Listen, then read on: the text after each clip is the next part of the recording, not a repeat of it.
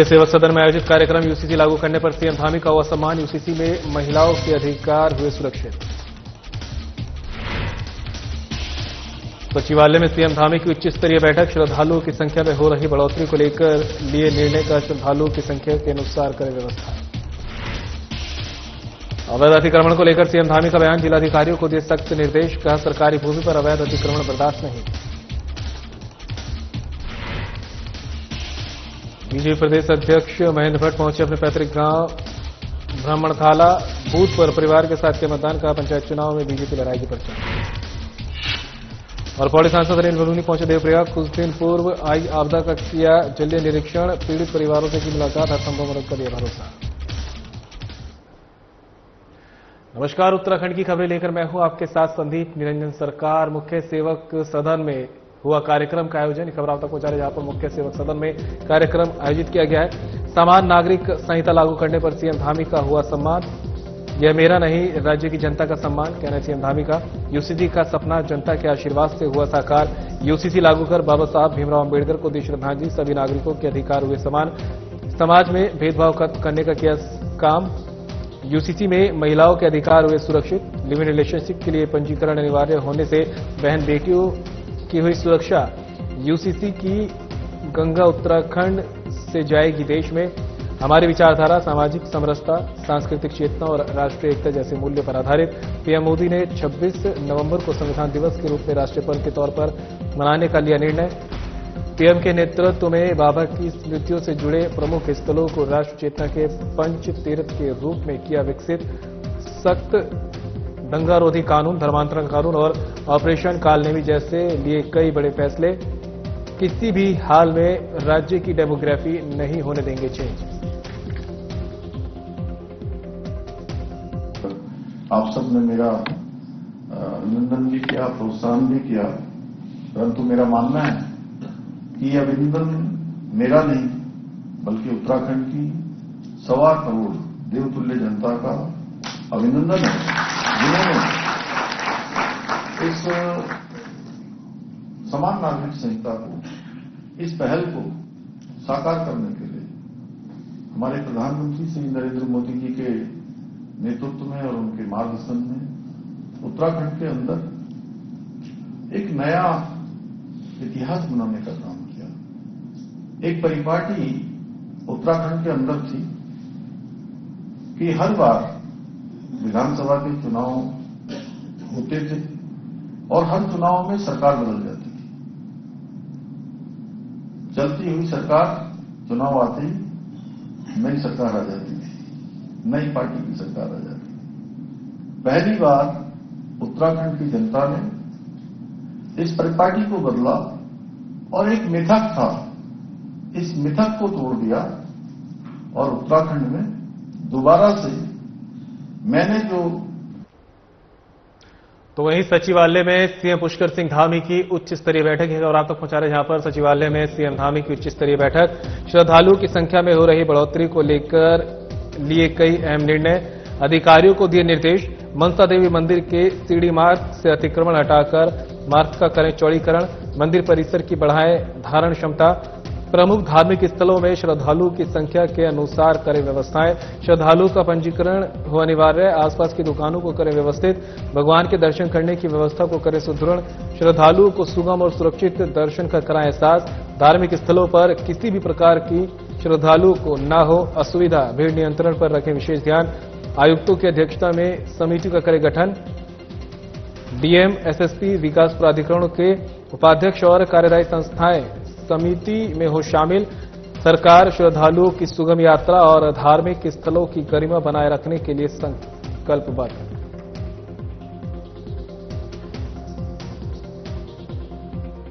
बहुत दुर्भाग्यपूर्ण घटना थी और मैं स्वयं वहां गया। सबसे पहले तो हम जो भी लोग इस घटना में हमारे बीच में नहीं रहे, उनके परिवार के लोगों के लिए एक बहुत असमय बड़ा संकट आया है और निश्चित रूप से इस आघात को सहने के लिए मैं भगवान से प्रार्थना करूंगा कि उन सभी को शक्ति दे, भगवान उनको अपने श्री चरणों में स्थान दे और जो लोग घायल हैं वो जल्दी स्वस्थ हों, इसके साथ साथ हमने कुछ जरूरी कदम भी उठाने के लिए आज ही सभी ऐसे स्थान जहां पर श्रद्धालु आते हैं, तीर्थयात्री आते हैं, दर्शन के लिए धार्मिक लोग आते हैं, वहां एक तो उनकी जो केयरिंग कैपेसिटी है उसके अनुरूप ही वहां लोगों को भेजा जाए। जिस स्थान को चौड़ा किया जा सकता है चौड़ा किया जाए, पार्किंग इत्यादि की अच्छी व्यवस्था की जाए, ट्रैफिक मैनेजमेंट किया जाए, सावधानी से उतने ही लोगों को मंदिर के अंदर या उसके स्थान की ओर जाने दिया जाए जितने लोगों के लिए जितनी वहां केयरिंग कैपेसिटी है, और सुरक्षा के नियमों का सख्ती से पालन किया जाए। ये मनसा देवी समेत हमने पूरे राज्य के अंदर जहां पर बड़ी संख्या में धार्मिक लोग आते हैं उन सभी स्थानों के लिए ये व्यवस्थाएं सुनिश्चित। तो वहीं अवैध अतिक्रमण को लेकर सीएम धामी का हल्द्वानी से आया बयान, ये खबर आप तक पहुंचा रहे, जहां पर अवैध अतिक्रमण को लेकर सीएम धामी का हल्द्वानी से बयान आया है। अतिक्रमण को लेकर जिलाधिकारियों को निर्देश, अतिक्रमण से सरकारी जमीनों को रखें मुक्त, विधिवत रूप से हटाएं अवैध अतिक्रमण हटाने से पहले नोटिस जारी कर करें सूचित। अभी तक 7,000 एकड़ से अधिक सरकारी भूमि अतिक्रमण से हुई मुक्त, सरकारी भूमि पर अवैध अतिक्रमण बर्दाश्त नहीं, अवैध अतिक्रमण के खिलाफ अभियान रहेगा लगातार जारी।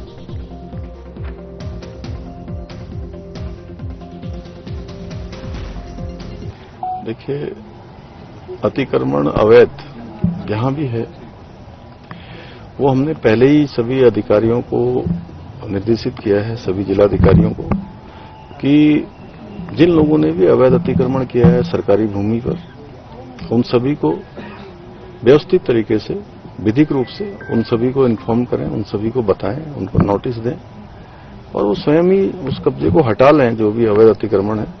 अन्यथा जो अतिक्रमण हटाओ अभियान है वो तो चल ही रहा है, लगभग 7,000 एकड़ से अधिक भूमि अतिक्रमण से अभी तक मुक्त हो चुकी है।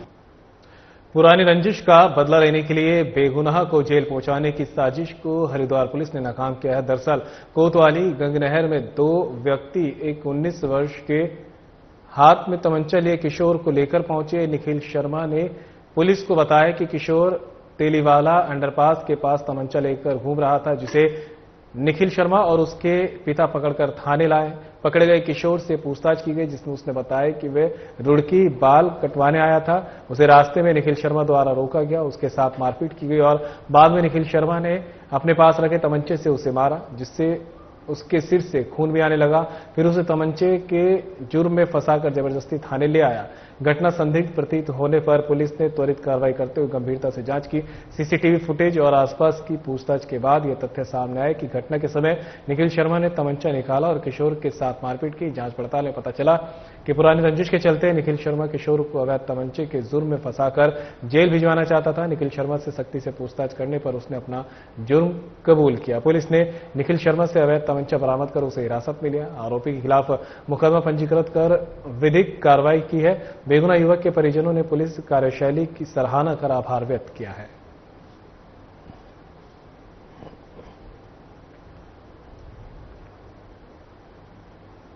मसूरी की ऐतिहासिक माल रोड इस समय बदहाल स्थिति में है। करोड़ों रुपए की लागत से लोक निर्माण विभाग द्वारा मसूरी माल रोड का सौंदर्यीकरण किया गया था, लेकिन 1 वर्ष बाद ही माल रोड की सड़कें जगह जगह से उखड़नी शुरू हो गई। वहीं शहीद भगत सिंह चौक, गांधी चौक, अंबेडकर चौक सहित इंद्रमणि बडौनी चौक पर भी सड़कें उखड़नी शुरू हो गई है। इस मार्ग पर कई पैदल यात्री और स्कूटी मोटरसाइकिल सवार चोटिल हो चुके हैं।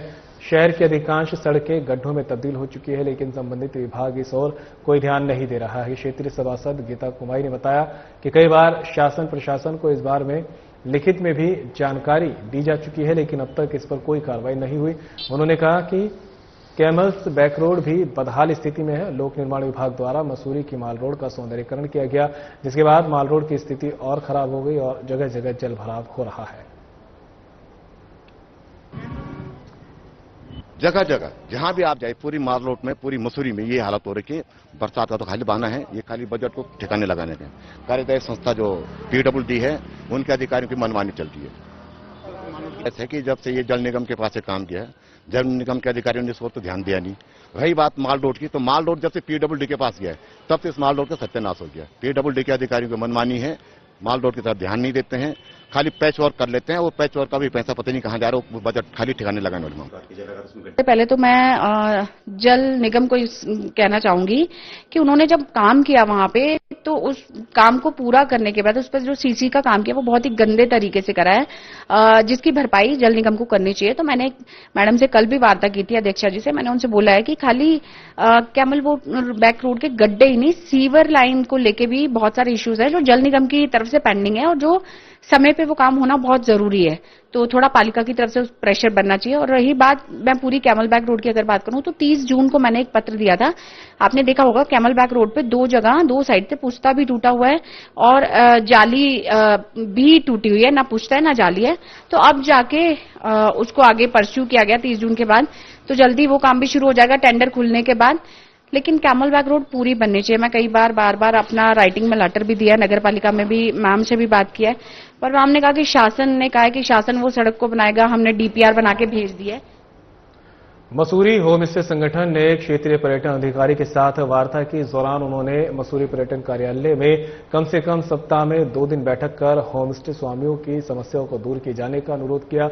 वहीं क्षेत्रीय पर्यटन अधिकारी ने होम स्टे एसोसिएशन की पदाधिकारियों को 15 दिन के भीतर उनकी समस्याओं का समाधान करने का आश्वासन दिया। इस मौके पर होम स्टे संगठन के अध्यक्ष देवी गोदियाल ने कहा कि लंबे समय से होम स्टे स्वामी पंजीकरण नवीनीकरण के लिए कार्यालय के चक्कर काटते रहे, लेकिन अधिकारियों के मौजूद न होने के कारण उन्हें काफी परेशानियों का सामना करना पड़ा है। वहीं क्षेत्रीय पर्यटन अधिकारी विजेंद्र पांडे ने बताया कि एनजीटी गाइडलाइन के पालन के साथ ही ऑनलाइन पोर्टल पर नया रजिस्ट्रेशन किया जाएगा। होम स्टे स्वामियों की हर समस्याओं का समाधान किया जाएगा। वहीं मसूरी व्यापार मंडल अध्यक्ष रजत अग्रवाल ने कहा कि केंद्र सरकार और राज्य सरकार स्वरोजगार को लेकर होम स्टे को बढ़ावा दे रही है। यदि पर्यटन विभाग होम स्टे स्वामियों की मांगों पर कार्य नहीं करता है तो धरना प्रदर्शन के लिए बाध्य होना पड़ेगा। होम स्टे और होटल एसोसिएशन के साथ आज मसूरी में बैठक की गई है, जिसके क्रम में जो माननीय एनजीटी के गाइडलाइन थे उसको कैसे एडहियर करना है, उसकी गाइडलाइंस को कैसे पालन करना है, उसके संबंध में जो है सबको बताया गया है। और पर्यटन विभाग एक ऑनलाइन पोर्टल उसने तैयार किया है जो लाइव हो चुका है और 30 तारीख से फुल्ली ऑपरेशनल हो जाएगा। इसी क्रम में आज एक वर्कशॉप और ब्रीफिंग करी गई है कि कैसे जो यात्रियों का, टूरिस्टों का डेटा है वो इनके द्वारा हमारे होटल और होम स्टे एसोसिएशन के पदाधिकारियों को के माध्यम से जो है सारे स्टेक होल्डर को समझाया गया है कि वो कैसे इस डेटा को फिल करेंगे। इंश्योर किया है सभी के सामने एसोसिएशन को कि जो पेंडेंसी है पर्यटन विभाग के स्तर पर उसको बहुत जल्दी से जल्दी जो है एड्रेस करते हुए जो व्यक्तिगत एक हमारे होम स्टे ओनर्स हैं उनकी समस्याओं का संज्ञान लेते हुए इसको समाप्त किया जाएगा। लंबे समय से होम स्टे स्वामियों की एक मांग थी कि जो हमारा क्षेत्रीय पर्यटन अधिकारी हैं, जो यहाँ से हमारे लाइसेंस निर्गत होते हैं, वो मसूरी में कम से कम हफ्ते में 2 दिन नहीं तो हफ्ते में 1 दिन मसूरी बैठे। तो और दूसरी समस्या ये थी कि लगातार जो हमारे रिन्यूअल हैं, जो लाइसेंस रिन्यूअल होते हैं, उसमें समय से रिन्यूअल नहीं हो रहा था और समय से रिन्यूअल न होने के कारण जो है होम स्टे स्वामियों को दिक्कत आ रही थी। तो आज क्षेत्रीय पर्यटन अधिकारी ने आश्वासन दिया है कि ये समस्या आपकी। ऋषिकेश के निकट मुनिकिरेती में योग निकेतन घाट पर नहाने के दौरान 70 साल का बाबा गंगा में बह गए। जल पुलिस के जवानों ने किसी तरह बाबा को गंगा से बाहर निकालकर उनकी जान बचाई। मुनिकिरेती थाना पुलिस के मुताबिक दोपहर त्रिवेणी घाट से 70 वर्षीय बाबा रामदास हनुमान घाट पर घूमने के लिए पहुंचे। इस दौरान वे घूमते घूमते योग निकेतन घाट पर चले गए। पैदल चलने की वजह से बाबा को गर्मी लगी और वे गंगा में नहाने के लिए उतर गए। बहाव का अंदाजा नहीं होने के कारण बाबा का पैर फिसला और वे गंगा में बहने लगे। कुछ ही दूरी पर ड्यूटी कर रहे जल पुलिस के जवानों की नजर गंगा में बहते हुए बाबा पर पड़ी। अपनी जान जोखिम में डालते हुए जल पुलिस के जवानों ने गंगा में छलांग लगा दी और किसी तरह बाबा को सकुशल बाहर निकाल लाए। जान बचाए जाने पर बाबा ने पुलिस का आभार व्यक्त किया।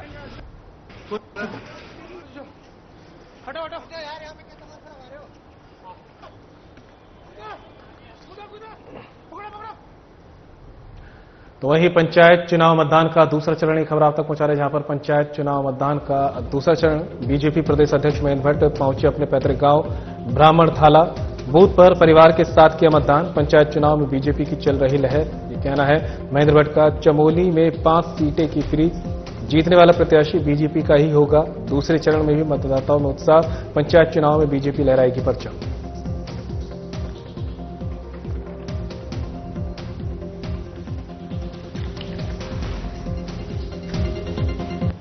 देखिए, आज द्वितीय चरण के मतदान के अवसर पर मैं अपने गांव ब्राह्मण थाला में अपने पोलिंग बूथ पर आया हूं। जनता में उत्साह है, अच्छा मतदान हो रहा है और मैं आज ये कह सकता हूं कि प्रथम चरण से ज्यादा मतदान देवभूमि के उन द्वितीय चरण के सभी मतदान केंद्र पर होगा। विकास के लिए सरकार चुननी है और अच्छे जनप्रतिनिधि चुनने का जो उत्साह यहाँ की जनता में दिखाई दे रहा है, ये देवभूमि वीरभूमि में लोकतंत्र के प्रति जनता की आस्था है। मैं उत्साहित हूँ। मैं हर वर्ष अपने बूथ पर गांव में आके ही वोट का अपने मतदान का प्रयोग करता हूँ। तो मैं कह सकता हूँ कि जनता पार्टी पक्ष में रहेगा, मैं सब कह सकता हूँ, क्योंकि जो रुझान फर्स्ट फेज के भी आए हैं, जो हमने उसकी समीक्षा की है, तो बड़ी संख्या में जिला पंचायत स्तर पर हम अपने प्रत्याशी घोषित करते हैं, तो बड़ी संख्या हमारे कैंडिडेट जीत कर आएंगे और मुझे पूरा विश्वास द्वितीय चरण में भी बड़ी संख्या में लोग जीत कर आएंगे। मोली के अंदर केवल 5 सीटें फ्री छोड़ी है, 5 सीटों हमारे बड़े प्रमुख कार्यकर्ताओं में एक प्रकार से मैं कहूँगा आज मतदान भी होगा तो उन्हीं में टक्कर रहने वाली है। तो जो जीतेगा भाजपा का है। रजनी भंडारी राजेंद्र भंडारी जी की धर्मपत्नी है। राजेंद्र भंडारी हमारे कार्यकर्ता हैं। जिलाध्यक्ष गजपाल जी जिलाध्यक्ष नाते लड़ रहे। एक और कार्यकर्ता हमारे खत्री जी हैं, उन्होंने भी दावेदारी की। तो तीनों कार्यकर्ताओं में जो जीतेगा भाजपा का होगा। यही स्थिति हमारी पिलंगवाड़ में रहेगी, वहां भी बीजेपी जीतेगी। तो हमने कुछ स्थानों को जानबूझ के छोड़ा है कि जहां हमारे कार्यकर्ताओं में मुकाबला है, जहां कांग्रेस मुकाबले में नहीं है, हम ही लोगों को आगे आना है, तो हम उसमें टकराव की स्थिति नहीं चाहते थे, इसलिए हमने वहां पर फ्री सीट को उसको छोड़ा है। तो वहीं मुख्य सेवक धामी पहुंचे हैं हल्द्वानी। खबर तक पहुंचा रहे जहां पर मुख्य सेवक धामी पहुंचे हल्द्वानी। एक पेड़ मां के नाम अभियान के तहत रुद्राक्ष के पौधे का किया रोपण, एक पेड़ मां के नाम लगाने का किया आह्वान, जनता को पर्यावरण संरक्षण का दिया संदेश। पीएम मोदी के नेतृत्व में पिछले साल एक पेड़ मां के नाम अभियान किया था शुरू, कहना सीएम धामी का। जोरों शोरों से चल रहा अभियान। हरेला पर्व से अभियान के दूसरे चरण का हुआ था शुभारंभ। पहले दिन रिकॉर्ड तोड़ 8,13,000 से अधिक लोगों ने किया था पौधारोपण। उत्तराखंड में 1 महीने तक चलेगा अभियान। आदरणीय प्रधानमंत्री श्री नरेंद्र मोदी जी के नेतृत्व में पिछले वर्ष से ये अभियान प्रारंभ किया गया था और इस वर्ष भी अभियान बड़े जोर शोर से चल रहा है। हमारे राज्य के अंदर हरेला पर्व से इसका विधिवत रूप से दूसरे चरण की शुभारंभ किया गया था और पहले दिन रिकॉर्ड 8,13,000 लोगों ने पौधारोपण किया था। प्रकृति संरक्षण ये हमारा संकल्प है, उसी को आगे बढ़ाते हुए देवभूमि उत्तराखंड के अंदर ये अभियान हमारा पूरे महीने भर चलने वाला है। इसलिए मैं भी जहां जा रहा हूं, हमारा प्रयास है कि एक पेड़ मां के नाम सभी लोग लगाएं। सभी से मैं अपील करता हूं, जो कि ये सावन का पवित्र मास भी है और इस मास में तो वहीं पौड़ी सांसद अनिल बलूनी पहुंचे हैं देवप्रयाग खरा तक पहुंचा रहे, जहां पर बीजेपी राष्ट्रीय मीडिया प्रभारी और पौड़ी सांसद अनिल बलूनी पहुंचे देवप्रयाग। बाऊ बाजार में कुछ दिन पूर्व आई आपदा का किया स्थलीय निरीक्षण, नुकसान का लिया जायजा, पीड़ित परिवारों से भी की मुलाकात, अधिकारियों को दिए निर्देश, पीड़ितों की हर संभव करें मदद, पीड़ितों के साथ सरकार हमेशा खड़ी, कहना अनिल बलूनी का। केंद्र और राज्य सरकार आपदा प्रबंधन के लिए उठा रही ठोस कदम।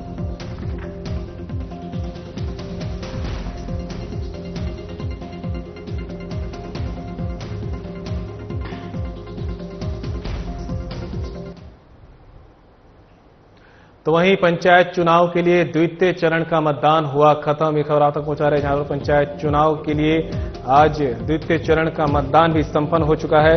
छिटपुट घटनाओं के बावजूद शांतिपूर्ण रहा मतदान। प्रातः 8 बजे से शुरू हुई मतदान की प्रक्रिया। 10 जिलों के 40 ब्लॉक में हुआ मतदान।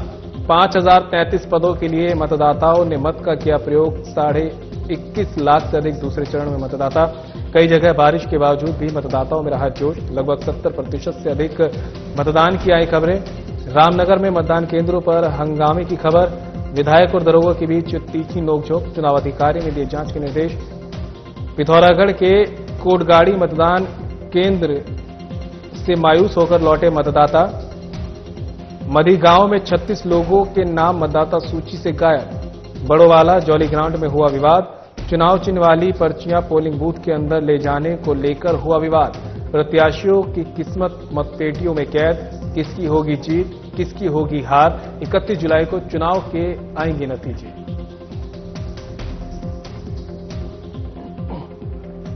पंचायत चुनाव के लिए द्वितीय चरण का मतदान संपन्न हो चुका है। छिटपुट घटनाओं के बावजूद शांतिपूर्ण रहा है मतदान। प्रातः 8 बजे से शुरू हुई मतदान की प्रक्रिया। 10 जिलों के 40 ब्लॉक में हुआ मतदान। 5033 पदों के लिए मतदाताओं ने मत का किया प्रयोग।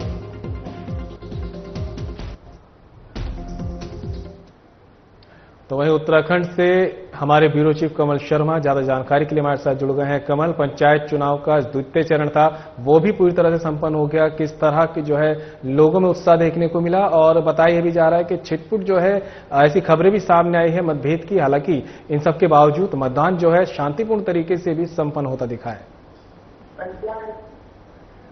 संदीप, सबसे बड़ी बात यही है कि छोटे चुनाव जितने भी होते हैं तो वो कहीं ना कहीं आपस में मतभेद ज्यादा हो जाते हैं। कहीं क्योंकि छोटे छोटे चुनाव होते हैं, गली मोहल्ले के चुनाव है, तो ये ग्राम प्रधान और इससे तो और छोटे, क्योंकि अगर हम कहें गांवों में इस टाइम वैसे भी जनसंख्या बहुत कम हो चुकी है, तो ऐसे ऐसे गांव भी आज सिर्फ 600, 800, 700 वहां पर सिर्फ मतदाता है।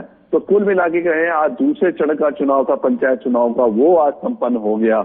और लगभग जो अभी पूरी निकल के आई बातें, अभी तो कुछ फाइनल होना है, लगभग बताया जा रहा है कि 70% के लगभग मतदान हुआ है। और हम देख भी रहे थे इस बार अब क्योंकि गांव की अगर बात करें पर्वतीय क्षेत्र की, तो लोग स्पेशल, क्योंकि काफी पलायन हो चुका है, अभी भी लोगों के जो वोट हैं वो अभी पर्वतीय क्षेत्रों में है, तो लोग स्पेशल वोट डालने वहां पर पहुंचे हैं। और लोगों को यही कहना था कि अगर ऐसे चुनाव बार बार आते रहे, कहीं ना कहीं खुशहाली जुड़ रहती है कि आज यहाँ 50-100 लोग सिर्फ रह गए हैं, लेकिन जब वोट डालने का नंबर आया तो यहाँ पर हजारों की संख्या में लोग पहुंच गए।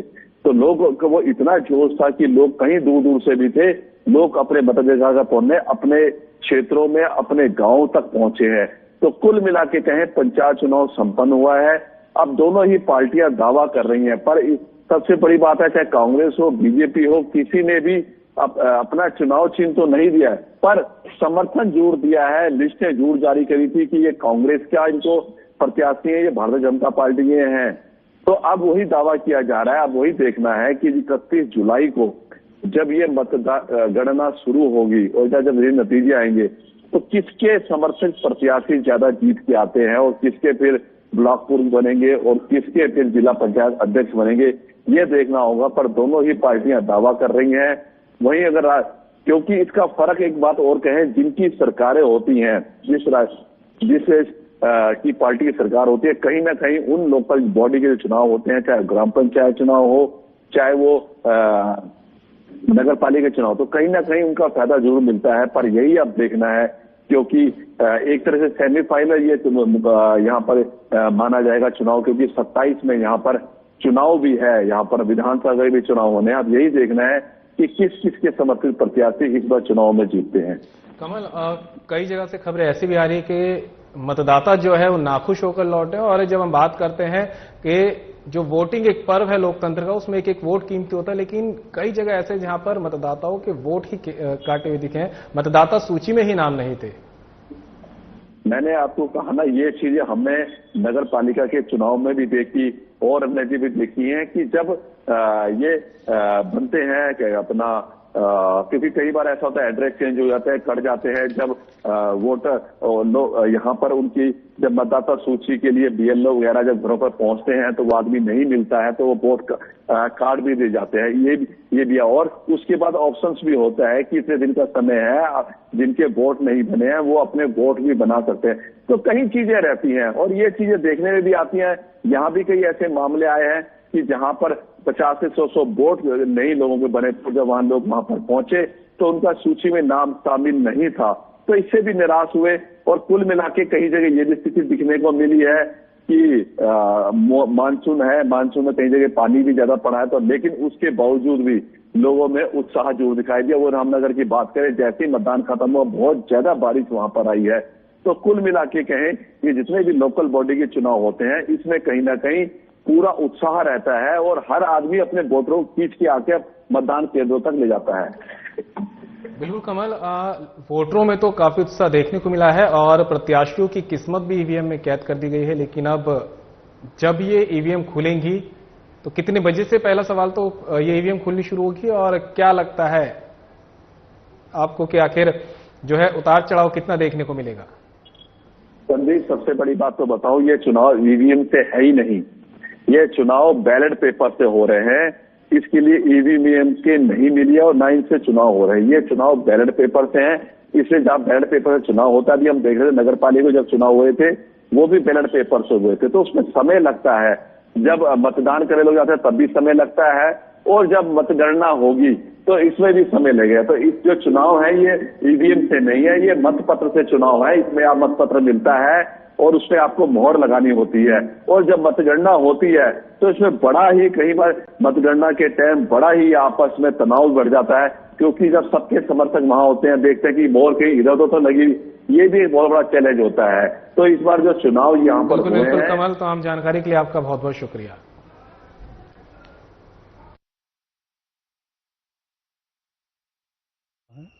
पंचायत चुनाव शांतिपूर्ण ढंग से पहले भी हुए हैं, ये दूसरे चरण के हैं, यहाँ भी शांतिपूर्ण से हैं, लेकिन जो ये दरोगा है SI है वो कोई बदतमीजी लोगों से कर रहा है।